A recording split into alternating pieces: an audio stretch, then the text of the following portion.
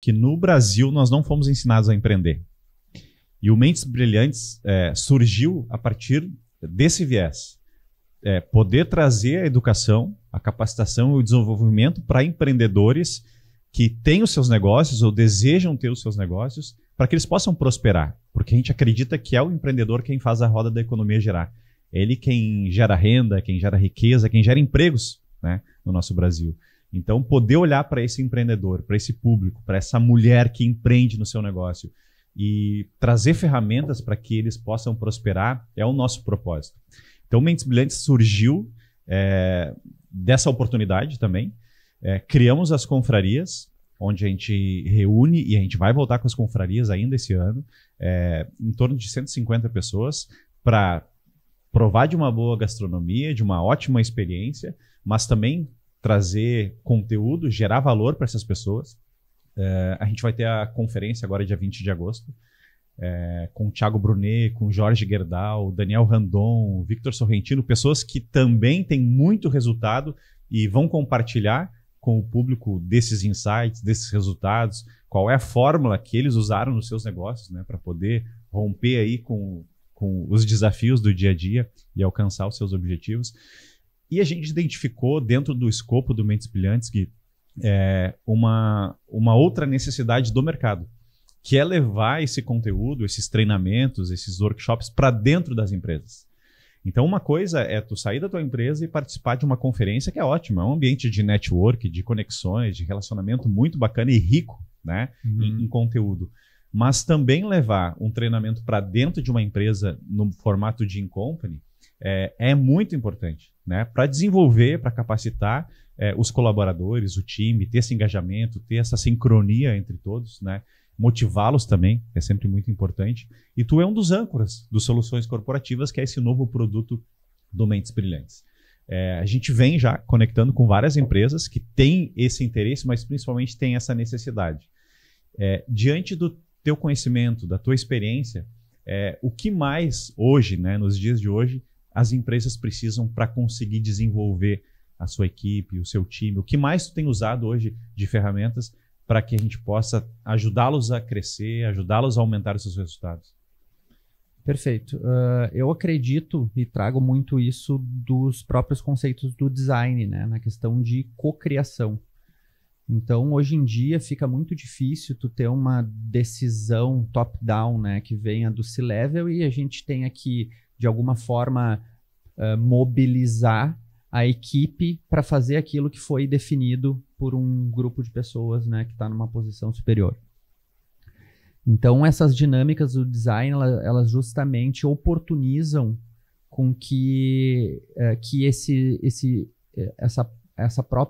os próprios colaboradores coloquem a sua visão, né, do que pode ser feito na organização para alcançar aqueles determinados objetivos. Obviamente, só isso não basta, né? O trabalho de planejamento estratégico no sentido de definição tanto de norteadores quanto de objetivos, OKRs, objetivos específicos, né? E indicadores, né? Resultados chaves que a gente vai alcançar aquele determinado objetivo. Quanto quebrar isso, por exemplo, num roadmap, né, que a gente tem uma linha do tempo, a gente tem os checkpoints, os milestones, né, que a gente saiba que a gente está indo no caminho certo, né? Mas não adianta nada disso, que é uma base de um planejamento estratégico, se não houver o engajamento e envolvimento das pessoas que vão fazer aquilo acontecer. Então, tu sempre fala sobre isso, né? É a jornada, né? É a experiência. A ferramenta por si só, ela não vai trazer o resultado. O dashboard bonitinho, formatado, ele não vai trazer o resultado. O que vai trazer resultado é justamente tu inverter essa lógica, fazer isso a partir dos funcionários, das pessoas que compõem aquela determinada organização, independentemente do nível dessa organização. Se é uma gigante, uma grande empresa, se é uma startup, né, onde eu faço mentorias também. Então, a ideia é que isso surja e a gente oportunize, através dessas dinâmicas, um espaço para que haja essa sugestão de soluções, né, e de projetos, porque a gente precisa, de alguma forma, tangibilizar o que precisa ser feito e como isso vai ser feito. né? Então, essa organização e esse cruzamento e esse trabalho constante que, obviamente, daí parte da liderança, né? Essa ligação das diferentes áreas, desses diferentes níveis do próprio planejamento, né?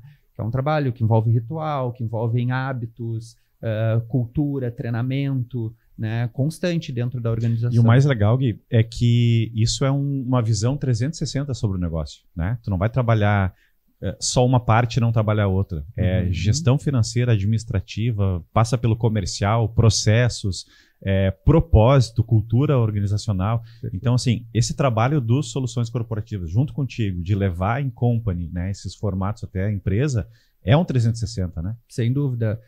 Essa lógica de planejamento e desse formato menos rígido, né? Porque antigamente a gente fazia planejamentos 3 anos, 5 anos. Hoje em dia a gente está num mundo, né, volátil, né? O acrônimo VUCA, né? Volátil, incerto, complexo e ambíguo, né? Então as coisas não tem como a gente ter uma certeza muito grande daquilo que vai acontecer daqui a 3 anos, né?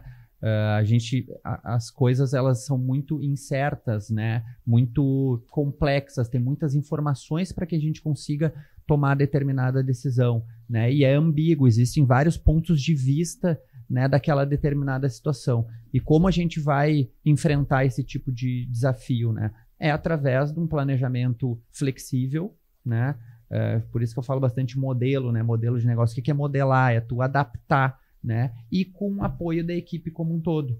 Então, não importa se a equipe ela é de comercial, se é uma equipe de RH, se é uma equipe financeira, todas elas têm uma estrutura semelhante no sentido de quais são os objetivos organizacionais, quais são os resultados esperados por cada uma dessas áreas, quais são os projetos que cada uma dessas áreas tem que desenvolver, inclusive, obviamente, integrados, né? E isso dá para a gente descer até o nível individual.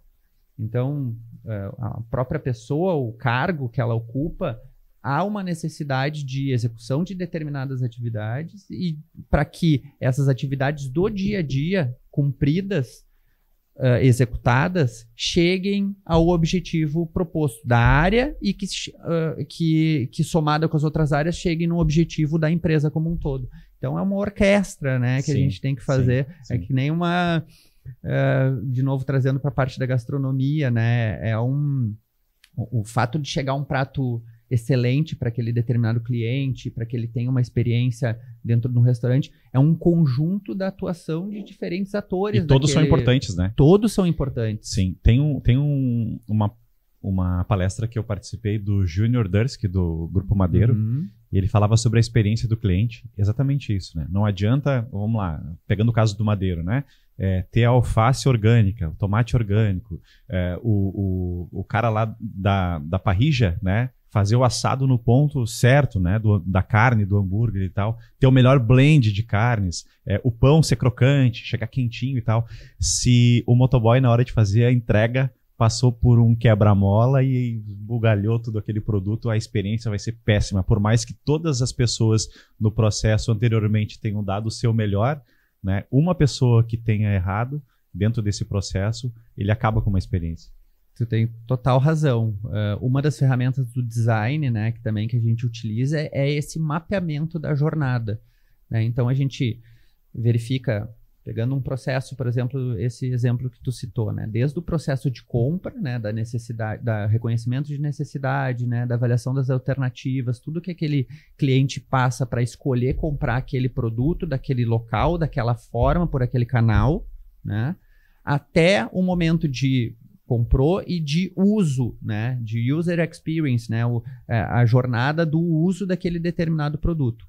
E tu falou muito bem, porque se a gente não tem essa visão, e olha como é importante fazer esse mapeamento, quantas vendas ocorrem, quantas entregas desse produto, por quantas áreas e pessoas isso passa.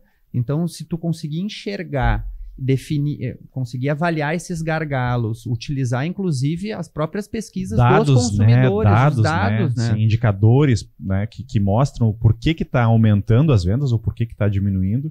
E mais importante do que isso, né, Gui, é os Soluções Corporativas levar para as empresas essa visão e o colaborador, ou seja, o time entender a sua importância nesse processo.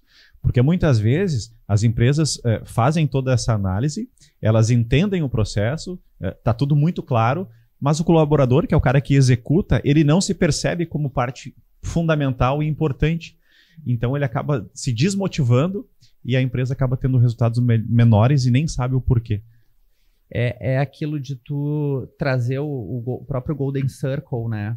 Qual é a ideia, adoro, né, da adoro. ferramenta, para mim foi né? transformador. Sim. Então, primeiro, tu entender o porquê tu está fazendo determinada coisa, né? Tu interiorizar aquele propósito, tu como líder, tu conseguir transmitir isso para o teu funcionário e talvez até do teu funcionário incorporar a cultura da empresa, né? Porque a cultura é feita por pessoas. Então, a cultura da tua empresa é a soma da cultura de todas as pessoas que estão lá dentro. Então, ela é tanto induzida pela liderança, quanto também recebida, né, do próprio corpo que compõe a tua empresa. Mas, sabendo muito bem o porquê, automaticamente, ou de uma forma mais facilitada, tu vai entender o como tu tem que fazer para depois saber o que.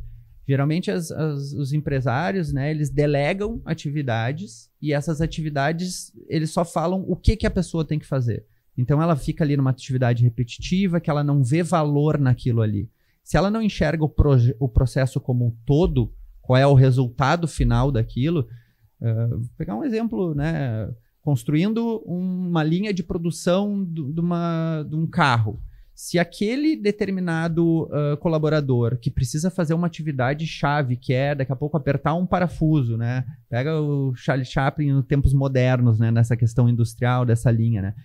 Se ele não faz bem aquele trabalho, isso pode acarretar lá na frente, daqui a pouco, até um incidente, né? Com certeza. Até tá afetando, né? Se tu não sabe para onde está indo aquele teu trabalho, né? E o impacto que tu pode gerar positivo e negativo, né? Tu acaba fazendo aquilo de qualquer forma, né? A partir do momento que tu enxerga o final disso, né? O uso do cliente, né? Então, uma das artifícios também que dá para utilizar é justamente essa documentação da experiência de consumo daquele produto que determinada pessoa tá participando, né? Então, seja uma pessoa que faz um óculos, por exemplo, então, vê que esse óculos está sendo utilizado no momento feliz de um casamento daquela pessoa, né? Especial. Então, tu conseguir transportar, né, aquela experiência de consumo e mostrar que aquele trabalho, ele transcende só algo operacional, por mais operacional que ele faça, né? Sim.